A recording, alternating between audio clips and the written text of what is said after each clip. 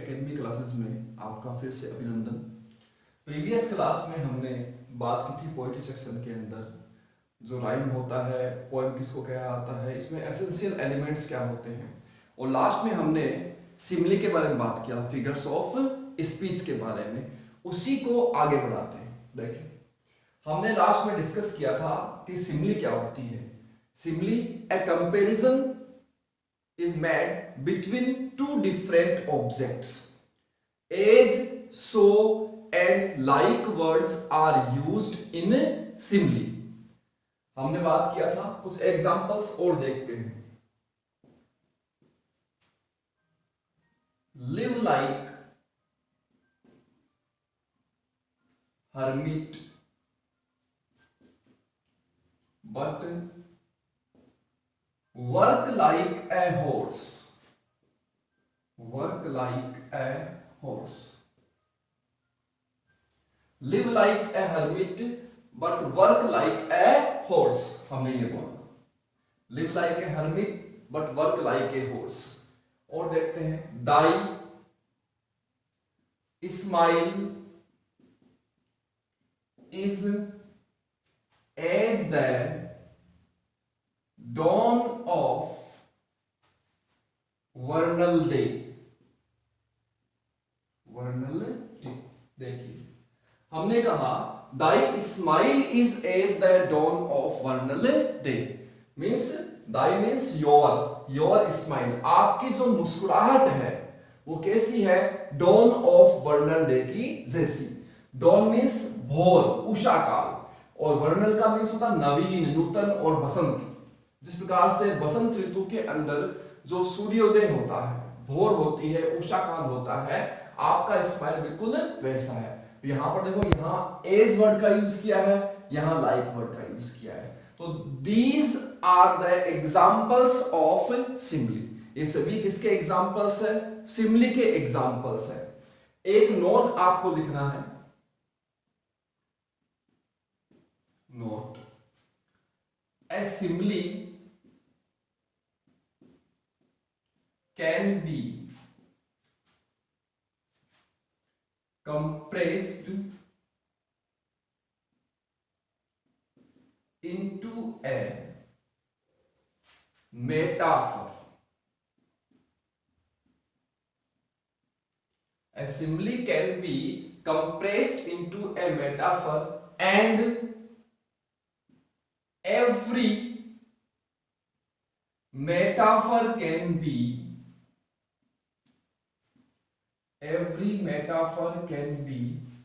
expanded into a simile. देखिए, a simile can be compressed into a metaphor. एक simile को आप compress करके क्या बना सकते हैं, मेटाफर बना सकते हैं। And every metaphor can be expanded into A simile, और प्रत्येक मेटाफर को आप एक्सपेंड करके क्या बना सकते हैं, सिमिली बना सकते हैं। अब हमारा जो 2 नंबर का फिगर्स ऑफ स्पीच है वो है मेटाफर। अब हम चर्चा करेंगे, डिस्कस करेंगे इसके बारे में, मेटाफर के बारे में। मेटाफर क्या होता है? मेटाफर हिंदी में आप इसे रूपक कहते हैं। इसमें भी क्या होता है, a comparison is made, a comparison is made between two different objects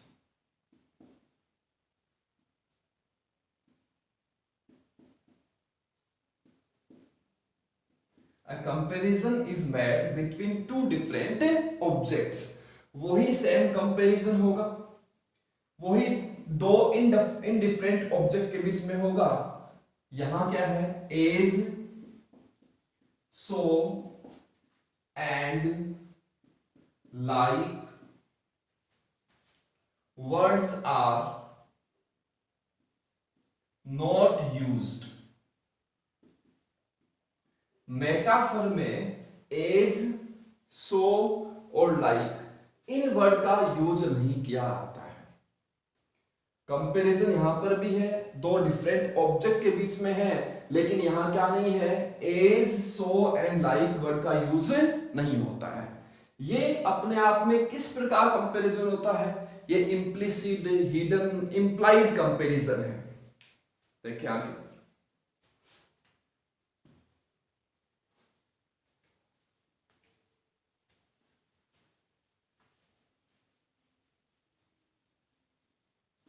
metaphor में किस प्रकार का कंपैरिजन होता है उसका डिस्कस करते हैं, देखते हैं कि मेटाफर क्या होता है। मेटाफर जो है, it is N implicit comparison. Implicit, आपको ध्यान होगा तो हमने सिमिली भी कहा था कि सिमिली किस प्रकार कंपैरिजन होता है, वो एक्सप्लिसिट होता है। यहां जो मेटाफर है वो कैसा है, इम्प्लिसिट है, मानी ये ऑब्वियस नहीं होता है, स्पष्ट नहीं होता है। इम्प्लिसिट कह सकते हैं इसको आप, इसे आप हिडन कह सकते हैं, हिडन, या इम्प्लाइड कह सकते हैं। It is N implicit, hidden या इम्प्लाइड कंपैरिजन होता है, implied comparison. Let's see the examples. Examples देखते हैं इसके। The camel is the ship of desert. The camel is the ship of desert. यहां देखें, केमल जो एक एनिमल होता है, शिप एक ऑब्जेक्ट है। कहा गया है कि ऊंट जो है वो रेगिस्तान का जहाज कहलाता है। जिस प्रकार से एक शिप जो है वो समुद्र में आसानी से चल पाता है, उसी प्रकार से जो केमल है वो रेगिस्तान में आसानी से चल पाता है। The camel is the ship of desert is an example of metaphor. और कह सकते हैं, hope is the creation of soul. Hope is the creation of soul. ये हमारी पोएम है द होप, वहां से एग्जाम्पल है। ये भी क्या है, मेटाफर का एक example. Hope is the creation of soul. और कह सकते हैं all the world is a stage. यहां देखो, वर्ड का कंपैरिजन किससे हुआ है, स्टेज से हुआ है। ये भी जो पोएम है सेवन एजेस ऑफ मैन, वहां से एग्जाम्पल है, मेटाफर का एग्जाम्पल है। और देखिए, लाइफ इज ए जर्नी, ये कह सकते हैं। Life is a dream. The news was a dagger to my heart. The news was a dagger to my heart. माने न्यूज ऐसी थी मानो किसी ने मेरे सीने में खंजर डुबो दिया। तो these are the examples of metaphor. ये सभी क्या है, मेटाफर के एग्जाम्पल्स हैं। इनमें एज, सो और लाइक वर्ड का यूज नहीं किया गया है। ये अपने आप में इम्प्लिसिट कंपैरिजन होता है, हिडन कंपैरिजन होता है, इंप्लाइड कंपैरिजन होता है। और देखिए, इसमें हमने कहा था कि a simile can be compressed into a metaphor or every metaphor can be expanded into a simile. इसका एग्जाम्पल समझते हैं। हमने कहा the camel is the ship of desert. इसका मीनिंग क्या है, देखिए, as a ship is used for crossing the ocean, as a ship is used for crossing the ocean, so the camel is used for crossing the desert। देखिए यहां हमने as का और सो का यूज किया है। मीनिंग क्या हुआ इस सेंटेंस का? The camel is a ship of desert का मीनिंग है as a ship is used for crossing the ocean. जिस प्रकार से ओशन को क्रॉस करने के लिए आप किसका यूज करते हैं? शिप का यूज करते हैं। उसी प्रकार से डेजर्ट को क्रॉस करने के लिए आप किसका यूज करते हैं? कैमल का यूज करते हैं। वन मोर एग्जांपल, एक एग्जांपल और देखते हैं। देखें इसे,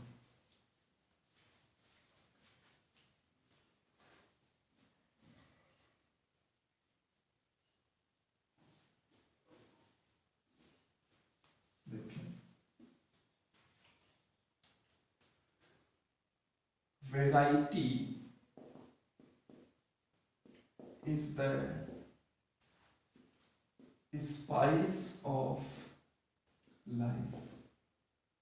Variety is the spice of life। Spice means masala. Variety जानते हैं, विभिन्नताओं को कहते हैं।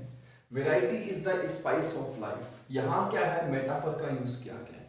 कैसे? देखें, as the spice flavors the food, so variety makes our life more pleasant।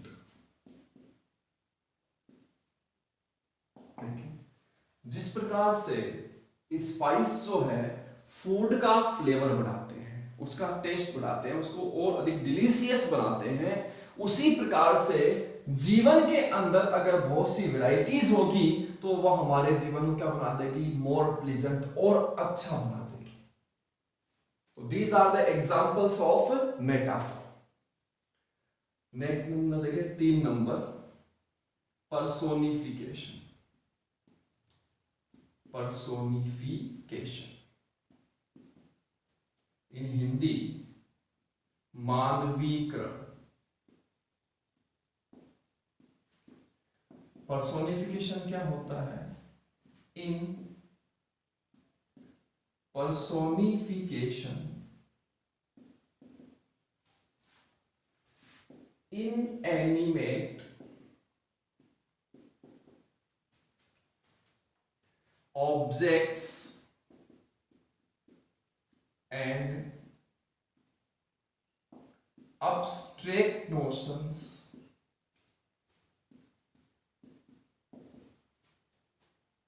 are spoken of as having life and intelligence. देखिए personification क्या होता है? पर्सोनिफिकेशन में इनएनिमेट जो ऑब्जेक्ट्स होते हैं या अब्स्ट्रैक्ट जो नोशन होते हैं, इनएनिमेट मींस जो निर्जीव होते हैं, अब्स्ट्रैक्ट नोशन माने जो अमूर्त होते हैं, are spoken of as having life and intelligence.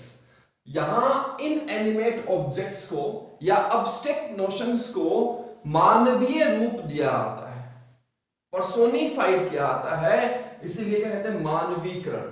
मानी अब्स्ट्रैक्ट नोशन को या इनएनिमेट ऑब्जेक्ट्स को मानवीय रूप देना ही क्या कहलाता है? पर्सोनिफिकेशन कहलाता है। सपोज मेरे हाथ में पेन है, अब मैं पेन से बहुत बात कर रहा हूं और मैंने कहा कि वह बोलता है, पेन बोलता है। पेन कैसे बोल सकता है? पेन तो इनएनिमेट ऑब्जेक्ट्स है अपने आप में। तो इसी प्रकार से जो पॉइंट होता है वो इनएनिमेट ऑब्जेक्ट या अब्स्ट्रैक्ट नोशंस को भी क्या करता है? लाइफ और इंटेलिजेंस प्रोवाइड करवाता है। जैसे कि death lays his icy hand on kings। मृत्यु ने अपने क्रूर हाथ जो है वो राजा की गर्दन पर लगाती है। अब देखें, मृत्यु के कभी क्या नहीं हो सकते हैं, हाथ नहीं हो सकते, लेकिन यहां पर मृत्यु क्या बताया है, हाथ बताया। यानी डेथ को हमने क्या कर दिया है, पर्सोनिफाइड कर दिया। हमने कहा the moon veiled her face behind a the moon veiled her face। इतना लेते हैं। चंद्रमा ने क्या किया साहब, अपने चेहरे पर घूंघट डाल दिया। अब चंद्रमा के पास में कोई घूंघट नहीं होता है, चंद्रमा कोई ओढ़नी नहीं ओढ़ता, लेकिन यहां पर मून को क्या बता दिया है, पर्सोनिफाइड कर दिया। तो यहां क्या कर दिया गया है, उसे पर्सोनिफिकेशन का यूज किया गया है। और देखिए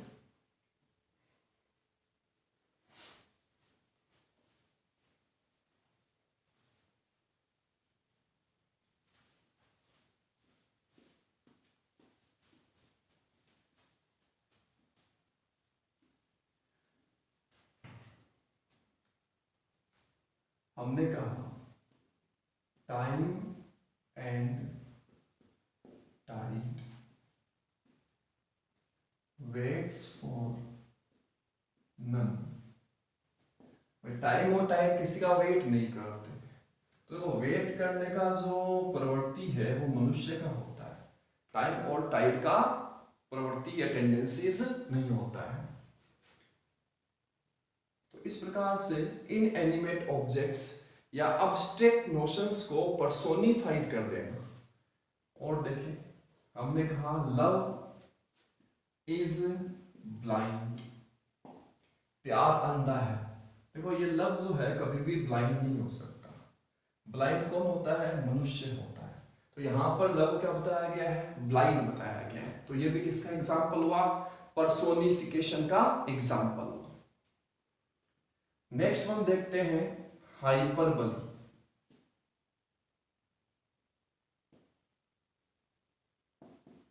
मीन्स इन हिंदी में अतिशयोक्ति, अतिशयोक्ति। हाइपरबली क्या होता है, इन हाइपरबली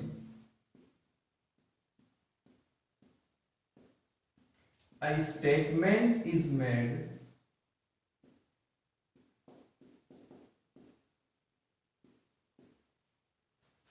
emphatic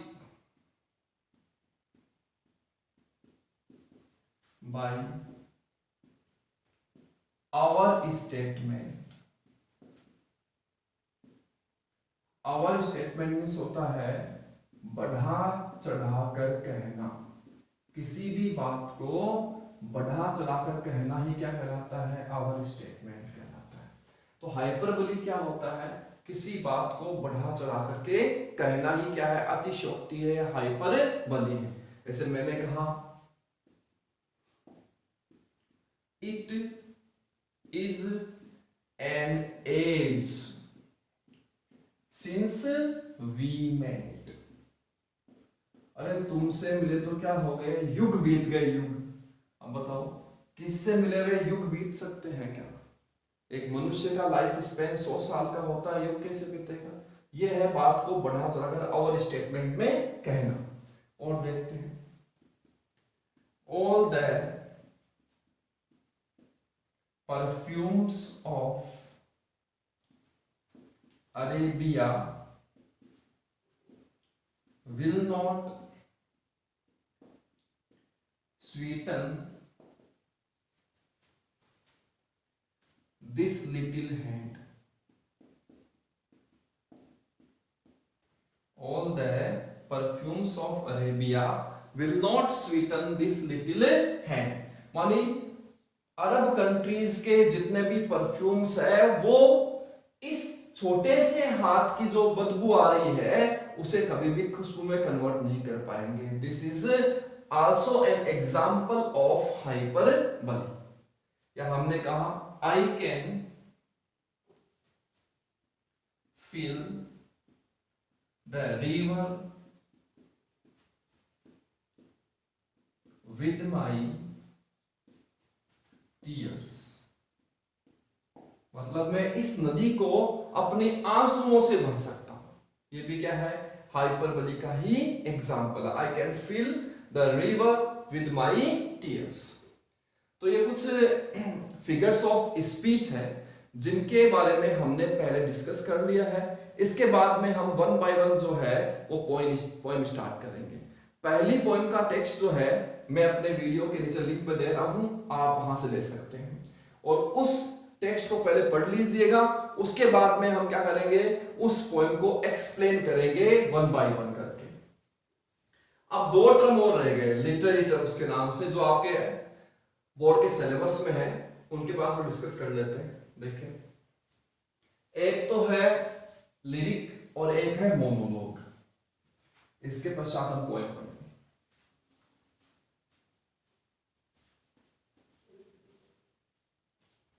देखिए,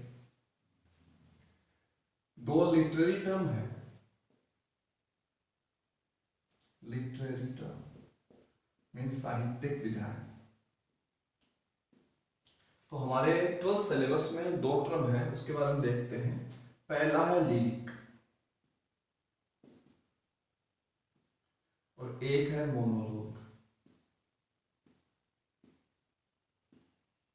लिरिक क्या होता है?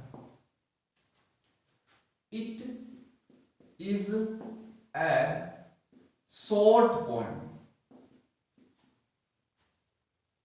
It is a short poem, छोटी सी कविता होती है। It is a short poem expressing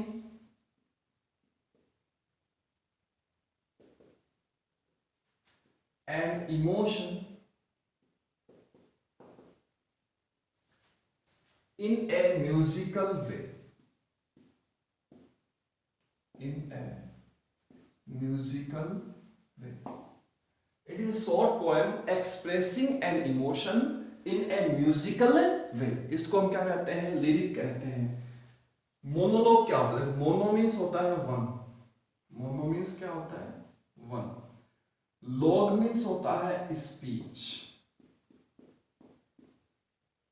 mono means one, log means speech. किसे कहते हैं मोनोलॉग? देखिए,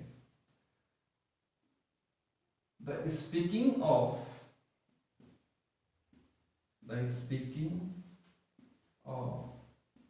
a single character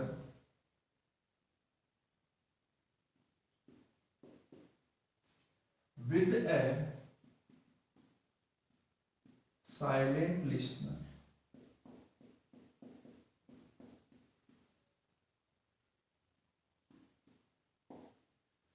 The speaking of a single character with a silent listener. इसमें एक speaker होता है जो स्पीक कर रहा होता है, लेकिन सामने जो ऑडियंस है, जो लिसनर है, वो साइलेंट मोड में रहता है। इसको बोलते हैं मोनोलॉग। और ये आएगा आपके 7 एजेस ऑफ मैन में। तो पोएम है आपके द 7 एजेस ऑफ मैन, वो विच काइंड ऑफ फॉर्म, तो वो मोनोलॉग कहलाती है। और लिरिक किस में आएगा आपके? The Nobel nature. First poem जो है नोबल नेचर, वो एक लिरिक कहलाती है। ये सारे आपके जितने भी एसेंशियल एलिमेंट्स थे, फिगर्स ऑफ स्पीच थे या लिटरेरी टर्म्स थे, हमने सबकी उनके डिस्कस कर लिया है। अब इसके बाद में हम फर्स्ट पोएम शुरू करेंगे द नोबल नेचर। उसका टेक्स्ट मैं आपको सेंड कर रहा हूं, आप सभी नोट डाउन कर लीजिएगा और पहले पढ़ लीजिएगा उसे। उसके बाद में हम पोएम शुरू करेंगे। Thank you very much.